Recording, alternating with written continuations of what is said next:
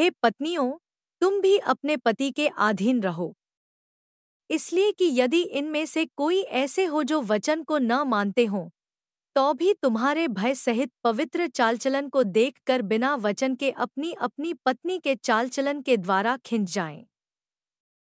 और तुम्हारा सिंगार दिखावटी न हो, अर्थात बाल गूंथने और सोने के गहने या भांति भांति के कपड़े पहनना, वरन तुम्हारा छिपा हुआ और गुप्त मनुष्यत्व नम्रता और मन की दीनता की अविनाशी सजावट से सुसज्जित रहे, क्योंकि परमेश्वर की दृष्टि में इसका मूल्य बड़ा है।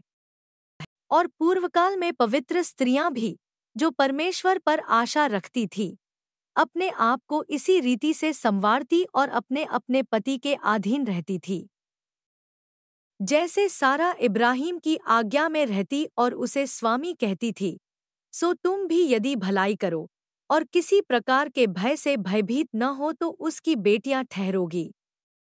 वैसे ही है पतियों, तुम भी बुद्धिमानी से पत्नियों के साथ जीवन निर्वाह करो और स्त्री को निर्बल पात्र जानकर उसका आदर करो, यह समझकर कि हम दोनों जीवन के वरदान के वारिस हैं, जिससे तुम्हारी प्रार्थनाएं रुक न जाएं।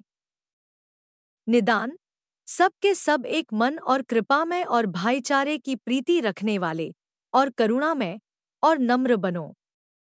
बुराई के बदले बुराई मत करो और न गाली के बदले गाली दो, पर इसके विपरीत आशीष ही दो, क्योंकि तुम आशीष के वारिस होने के लिए बुलाए गए हो। क्योंकि जो कोई जीवन की इच्छा रखता है और अच्छे दिन देखना चाहता है, वह अपनी जीभ को बुराई से और अपने होठों को छल की बातें करने से रोके रहे। वह बुराई का साथ छोड़े और भलाई ही करे, वह मेल मिलाप को ढूंढे और उसके यत्न में रहे। क्योंकि प्रभु की आंखें धमिरियों पर लगी रहती हैं और उसके कान उनकी विनती की ओर लगे रहते हैं, परंतु प्रभु बुराई करने वालों के विमुख रहता है। और यदि तुम भलाई करने में उत्तेजित रहो तो तुम्हारी बुराई करने वाला फिर कौन है? और यदि तुम धर्म के कारण दुख भी उठाओ तो धन्य हो, पर उनके डराने से मत डरो और न घबराओ। पर मसीह को प्रभु जानकर अपने अपने मन में पवित्र समझो, और जो कोई तुमसे तुम्हारी आशा के विषय में कुछ पूछे तो उसे उत्तर देने के लिए सर्वदा तैयार रहो, पर नम्रता और भय के साथ। और विवेक भी शुद्ध रखो, इसलिए कि जिन बातों के विषय में तुम्हारी बदनामी होती है उनके विषय में वे, जो तुम्हारे मसीही अच्छे चालचलन का अपमान करते हैं, लज्जित हों। क्योंकि यदि परमेश्वर की यही इच्छा हो कि तुम भलाई करने के कारण दुख उठाओ, तो यह बुराई करने के कारण दुख उठाने से उत्तम है।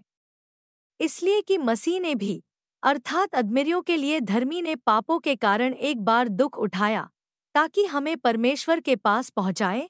वह शरीर के भाव से तो घात किया गया, पर आत्मा के भाव से जिलाया गया।